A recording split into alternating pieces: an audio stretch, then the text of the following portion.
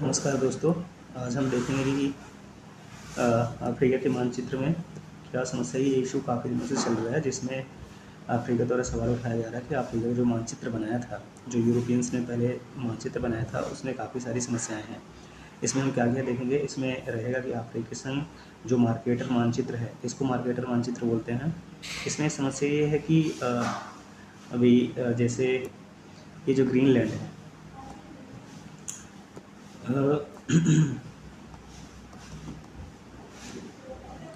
इसमें समस्या ये है कि जैसे ये अफ्रीकन यूनियन है, ये जो अफ्रीका है, ये मानचित्र से भी छोटा दिखता है, मानचित्र से भी छोटा दिखता है, जबकि ये ग्रीनलैंड से अफ्रीका 1/3 बड़ा है।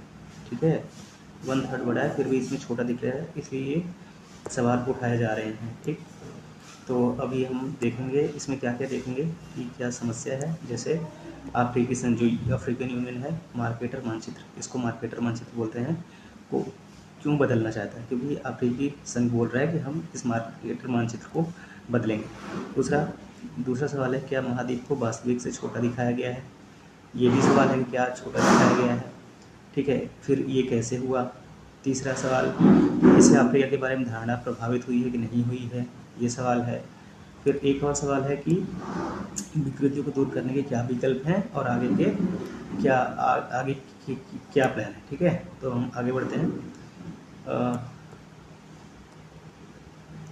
अब तक की कहानी देख लेते हैं। ठीक है, जो अफ्रीकन यूनियन है, मार्केटर मानचित्र जो है, प्रक्षेपण के स्थान पर समान पृथ्वी मानचित्र, जो कि समान पृथ्वी मानचित्र का मतलब है जिसमें आकार के हिसाब से सभी एक समान दिखते हैं। लेकिन हमने देखा कि उसमें क्या समस्या है कि ग्रीनलैंड जो है अफ्रीका से ज़्यादा बड़ा दिखता है, जबकि ऐसा वास्तव में है नहीं।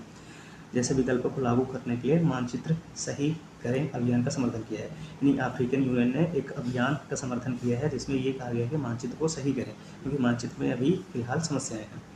इस वाक्य मूल में आरोप यह है कि मार्केटर मानचित्र, जो कि हमने मार्केटर प्रक्षेपण, जिसका अभी भी स्कूलों, अभी मीडिया, ऑनलाइन प्लेटफॉर्म में व्यापक रूप से प्रयोग किया जाता है, अभी भी उसका प्रयोग चल रहा है, लेकिन वो गलत है, ऐसा अफ्रीकन यूनियन कहना है। व्यवस्थित रूप से भूभावक व्यापार को विकृत करता है। ठीक है, ऐसा अफ्रीका का मानना है। अफ्रीका को छोटा करता है, ठीक है, छोटा करके दिखाता है। ठीक है, जबकि यूरोप और उत्तरी अमेरिका को, ग्रीनलैंड को बढ़ा चढ़ाकर पेश करता है। ठीक है, जैसे कि हमने आपको बताया कि अफ्रीका वास्तव में बहुत बड़ा है, जबकि उसको छोटा दिखाया जा रहा है। इस आह्वान का समर्थन करके अफ्रीकन यूनियन ने आशा व्यक्त की है कि एक से अधिक निष्पक्ष प्रक्षेपण भौगोलिक सटीकता को बहाल करेगा, यानी कि जो जैसा है वास्तव में वैसा ही दिखेगा। यानी कि उन्होंने मानचित्र को बदलने के लिए एक अभियान चलाया है, पर्यावरण की स्थिति को ठीक करेगा। ठीक है, अब हम देखते हैं कि मार्केटर मानचित्र पर सवाल क्यों उठ रहे हैं। सवाल ये है कि मार्केटर मानचित्र पर सवाल क्यों उठ रहे हैं। ठीक है, जो मार्केटर मानचित्र है 1569 में क्लेमिस मानचित्रकार जेरार्डस मार्केटर द्वारा डिज़ाइन किया गया था। ठीक है, ये यूपीएससी के प्रीलिम्स में हो सकता है कि आ जाए, क्योंकि सवाल ज़्यादातर यहीं से बनते हैं। जो एक नौवहन समस्या का समाधान ढूंढ रहे थे। ठीक है, ये उस समय क्या करते थे कि जो चूँकि 1569 की बात हो रही है, उस समय समुद्र से ज़्यादातर होता था, तो समुद्र से ज़्यादातर यात्राएं होती थी, तो उनके पास नक्शे नहीं होते थे, तो वो उसका समाधान ढूंढ रहे थे और उन्होंने फिर इस मानचित्र का आविष्कार किया। ठीक है, ग्लोब पर स्थित एक स्थिर दिशा में चलने वाला जहाज, जिसे रंभ रेखा, ये इम्पोर्टेंट है, रंभ रेखा आप चेक कर लीजिएगा गूगल से क्या है। रंभ रेखा अधिकांश मानचित्र पर खींचने पर घुमावदार दिखाई देती है। कैसी दिखाई देती है? घुमावदार दिखाई देती है। किसमें दिखाई देती है? ग्लोब पर। ठीक है, क्या कहते हैं उसे? रंभ रेखा कहते हैं। इससे नाविकों के लिए दिशा के उपयोगी मार्ग में बदलना मुश्किल हो जाता है, जिसे चार्ट पर अंकित कर सकते हैं। ठीक है, इस समस्या का समाधान मार्केटर के प्रक्षेपण ने उत्तर दक्षिण पैमाने को इतना बढ़ा दिया कि सभी समद्विबाही त्रिभुज सीधी रेखाओं जैसी दिखाई देने लगी। ठीक है, नाविक अब मानचित्र पर किसी चुने हुए कंपास कोण पर एक सीधी रेखा खींच सकते थे और समुद्र में उसी दिशा का लगातार अनुसरण कर सकते थे। इस प्रकार एडवर्ड राइट, जो 1599 की गणितीय तालिकाओं के साथ मार्केटर प्रक्षेपण ने यूरोपीय अन्वेषण और औपनिवेशिक विस्तार को गति प्रदान की। ठीक है, ये इसका हिस्टोरिकल बैकग्राउंड है, ऐसा माना जाता है। इस दुविधा को प्राप्त करने के लिए मार्केटर ने पैमाने को विकृत कर दिया। ध्रुवों के निकट के भूभाग बड़े दिखाई देने लगे, जबकि भूमध्य रेखा के निकट के भूभाग वास्तविकता से छोटे दिखाई देने लगे। यही समस्या है जो अब अफ्रीकन यूनियन ठीक करना चाहता है। परिणाम स्वरूप 3 करोड़ स्क्वायर किलोमीटर में फैला अफ्रीका 3 करोड़ स्क्वायर किलोमीटर में फैला अफ्रीका अक्सर मार्केटर मानचित्र पर ग्रीनलैंड जितना ही बड़ा दिखाई देता है, जबकि ग्रीनलैंड वास्तव में बहुत छोटा है, उससे 14 गुना छोटा है। देखिए, इसमें समस्या ये है कि ग्रीनलैंड उस अफ्रीका के बराबर ही दिखता है, जबकि वो उससे 14 गुना छोटा है। यूरोप भी आकार में अफ्रीका के बराबर दिखाई देता है, हालांकि यह महाद्वीप उसे 1/3 बड़ा है, यानी अफ्रीका उससे 1/3 बड़ा है यूरोप से। जबकि इस मानचित्र में समस्या ये है कि ये उसमें लगभग बराबर ही दिखाई देते हैं। इस तरह कनाडा, रूस और उत्तरी यूरोप फूले हुए दिखाई देते हैं, जबकि अफ्रीका, दक्षिण अमेरिका और भारत भी आ गया ना, तो ये तो और इम्पोर्टेंट हो जाता है। जैसे उष्णकटिबंधीय क्षेत्र छोटे दिखाई देते हैं, ठीक है। समय के साथ दफ्तरों, एटलस और डिजिटल प्लेटफॉर्म पर दीवार के नक्शों में मार्केटर का आयताकार प्रारूप ही इस्तेमाल होने लगा। आयताकार प्रारूप चुनने शुरू में आपको चित्र दिखाया था, क्यों प्रयोग किया गया था? ये परिचित है और सुविधाजनक था। 20वीं सदी के पाठ्य पुस्तकों ने इसे और पुष्ट कर दिया, ठीक है। हालांकि आलोचना वो तर्क है कि इस तरह की विकृतियाँ लोगों के सापेक्ष महत्व को समझने के तरीके को सूक्ष्म रूप से प्रभावित करती हैं। एक महाद्वीप जिसका छोटा दिखाया जाता है, वह कम शक्तिशाली और उससे भी कम ध्यान देने योग्य लगता है। ऐसी ये समस्या है।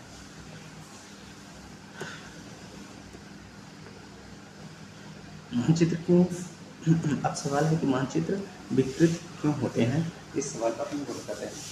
देखिए, इसने एग्जाम्पल के माध्यम से समझाया कि किसी गोले की सतह को समतल करके आयत बनाने का कोई सटीक तरीका नहीं है, जिससे हर नक्शा समझौतापूर्ण हो जाता है। परिकल्पकों और मानचित्रकारों को, जिन्हें किसी ग्लोब को समतल पर प्रक्षेपित करने का काम सौंपा जाता है, क्षेत्रफल, आकार, दूरी या दिशा में किसी एक या एक से ज़्यादा को विकृत करना पड़ता है। विशेषज्ञों जो कहना है कि किस संपत्ति को संरक्षित करना है और किसको छोड़ना है, यह चुनाव तकनीकी और राजनीतिक दोनों की तरह का काम है, ठीक। मार्केटर प्रक्षेपण एक अनुरूप मानचित्र है, जिसका अर्थ है कि यह स्थानीय आकृतियों और कोणों को संरक्षित करता है, लेकिन ऐसा करने के लिए मार्केटर ने ध्रुवों के पास भूभाग को फैलाया है, यानी कि जो ऊपर नीचे जो ध्रुव पोल्स हैं उसको इसने क्या किया है कि बढ़ा दिया है, फैला कर दिखाया है, जिससे उसका आभासी आकार बढ़ गया है। यही उसकी समस्या है। अफ्रीका व दक्षिण अमेरिका जैसे भूमध्य रेखीय क्षेत्रों का आकार छोटा हो गया है, जिसमें भारत भी शामिल है। इसके विपरीत समान प्रतिकृत प्रक्षेपण महाद्वीपों और देशों के सापेक्ष आकार को संरक्षित करता है, जिससे यह सुनिश्चित होता है कि अफ्रीका यूरोप या ग्रीनलैंड से कहीं बड़ा दिखाई देता है, जैसा कि वह वास्तव में है। हालांकि भूभाग वक्र फैले हुए भी दिखाई देते हैं। ऑर्थोग्राफिक प्रक्षेपण एक अलग समझौता करता है। यह पृथ्वी को वैसा ही चित्रित करता है जैसा वह अंतरिक्ष में दिखाई देती है, मानो बहुत दूर से देखा गया हो। हालांकि यह विकल्प इसे दृष्टिगत रूप से सहज बनाता है, लेकिन यह प्रक्षेपण इस तथ्य से सीमित है कि एक तरह में से केवल एक गोलार्ध दिखाता है और किनारों के पास क्षेत्र को संकुचित कर देता है। यही इसकी क्या है समस्या है। आगे बढ़ते हैं। अभी हम देखेंगे कि इस विकृति का अफ्रीका पर क्या प्रभाव पड़ेगा। कई विशेषज्ञ वर्षों से कहते आ रहे हैं कि जो मार्केटर प्रक्षेपण है वैश्विक कल्पना में अफ्रीका के हाशिए पर होने की छवि को और अधिक मजबूत किया है, यानी कि इसको हाशिए पर रखा है, ठीक है। महाद्वीप को छोटा दिखाकर मानचित्र ने चाहे जानबूझकर हो या अनजाने में यह दर्शाया है कि अफ्रीका कम महत्वपूर्ण है, इसलिए वो लोग अफ्रीका के लोग अफ्रीकी यूनियन को बदलने की कोशिश कर रहा है। यह धारणा पाठ्य पुस्तकों, नीति निर्माण और लोकप्रिय संस्कृति में भी व्याप्त हो गई। जैसा कि विश्व बैंक की पूर्व अर्थशास्त्री रबा रेज़की ने कहा है कि मानक प्रक्षेपण जो है एक राजनीतिक हथियार था। उसमें 1599 के आसपास की बात हो रही थी, जिसने अपने वैश्विक प्रभुत्व को बढ़ावा दिया, जिससे अफ्रीका उस समय छोटा और जीतने योग्य था और अप्रासंगिक लगने लगा। इस तरह अफ्रीकन यूनियन की उपाध्यक्ष सेल्मा शालिका हद्दाफी ने मार्केटर मानचित्र को अफ्रीका को हाशिए के रूप में गलत तरीके से चित्रित करने वाला बताया है। इस प्रकार अफ्रीकन यूनियन के साथ अफ्रीका, जो नो फिल्टर और स्पीक अप अफ्रीका जैसे वकालत समूहों ने सम्मान को पुनः प्राप्त करने के तरीके के रूप में मार्केटर जो प्रक्षेपण है को दूर करने की बात कही है, यानी कि उसको बदलने की बात कर रहा है। फिर सवाल है कि आगे क्या होता है, ठीक है। मार्केटर प्रक्षेपण का प्रमुख विकल्प इक्वल अर्थ प्रक्षेपण है, जिसे 2018 में टॉम पैटरसन अमेरिकी राष्ट्रीय उद्यान सेवा के जो अधिकारी थे। फिर दूसरा है बोजन सावरिक, जो तब अमेरिकी GIS कंपनी S3 में कार्यरत थे, और बर्नहार्ड जेनी, जो कि मोनास विश्वविद्यालय ऑस्ट्रेलिया में थे, द्वारा बनाया गया था। यह आकार की भरपाई के लिए सापेक्षिक क्षेत्रफल को आरक्षित रखता है, अर्थात महाद्वीप फैले हुए घुमावदार दिखाई देते हैं। ठीक है। एक अन्य विकल्प गैल पीटर्स प्रक्षेपण है, जिसे 1970 के दशक में पुनः लोकप्रिय बनाया गया था। यह भी क्षेत्रफल को संरक्षित रखता है, लेकिन महाद्वीपों को लंबवत रूप से फैलाता है, और ये क्या करता है, महाद्वीप को फैले हुए घुमावदार रूप से दिखाई देता है, जिससे लंबे दिखाई देते हैं। ठीक है। जैसा कि राजनीतिक वैज्ञानिक आर्थर क्लिम्प-होफर ने अपनी 2006 की पुस्तक द पावर ऑफ प्रोजेक्शंस में लिखा है। ठीक है। मार्केट नाविकों की मदद करना चाहते थे। पीटर सामाजिक और राजनीतिक दृष्टिकोणों को प्रभावित करने के उद्देश्य मार्केटर प्रक्षेपण, ठीक है, में निहित बुनियादी मान्यताओं को चुनौती देने का प्रयास कर रहे थे। उनके लंबे चित्र चौंकाने वाले थे और लोगों को अपने मानचित्र संदर्भ ढांचे की जांच करने पर मजबूर कर देते थे। ठीक है। 1979 में स्टुअर्ट मैकआर्थर नाम के 21 वर्षीय ऑस्ट्रेलियाई ने विश्व का सार्वभौमिक सुधारात्मक मानचित्र प्रकाशित किया, जिसने विश्व मानचित्र को 180 डिग्री घुमाकर ऑस्ट्रेलिया को सबसे ऊपर दिखाया। कहा जाता है कि वह ऑस्ट्रेलिया से होने के नाम पर चिढ़ाए जाने से तंग आ चुके थे। देखिए, इसमें भी समस्या है।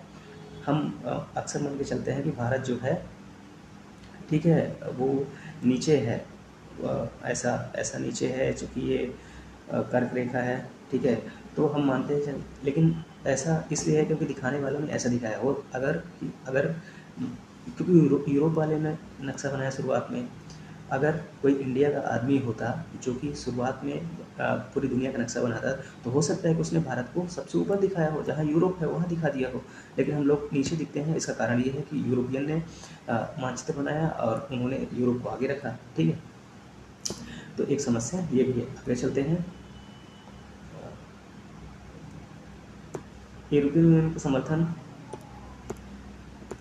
यूरोपियन यूनियन का समर्थन मानचित्र सही करें। ठीक है। ये जो उनका अभियान है, अभियान के लिए अब तक का सबसे महत्वपूर्ण संस्थागत समर्थन है। अभियानकर्ताओं ने वैश्विक भूस्थानिक सूचना प्रबंधन को संयुक्त राष्ट्र के समय से इक्वल अर्थ को अपनाने का अनुरोध किया है। विश्व बैंक पहले ही कह चुका है कि वह इक्वल अर्थ के पक्ष में मार्केटर मानचित्र को धीरे धीरे हटा रहा है, यानी कि विश्व बैंक कह रहा है कि हम इसको धीरे धीरे हटा रहे हैं। नेशनल ज्योग्राफिक और नासा का Goddard institute for space studies, ठीक है, ये नासा का है, और ये नेशनल ज्योग्राफिक है, ये विश्व बैंक है, तीनों इसमें इन्वॉल्व हैं, का भी इस्तेमाल कर रहे हैं। गूगल मैप्स ने 2018 में एक 3D ग्लोब विकल्प पेश किया था। हालांकि इसका मोबाइल ऐप अभी भी डिफ़ॉल्ट रूप से मार्केटर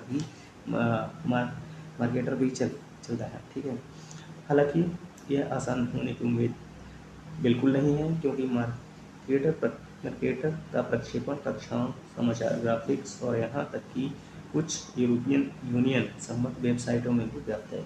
इसे पूरी तरह से हटाने के लिए पाठ्यपुस्तकों में संशोधन करना पड़ेगा, पाठ्यक्रम को नया स्वरूप देना पड़ेगा, डिजिटल इंटरफेस को अपडेट करना और संस्थान की जड़ता को दूर करना होगा। हमने देखा कि क्या समस्या है। ठीक है। इसमें हमने देखा कि अफ्रीका के मानचित्र में क्या समस्या है। ठीक है। और क्या इशू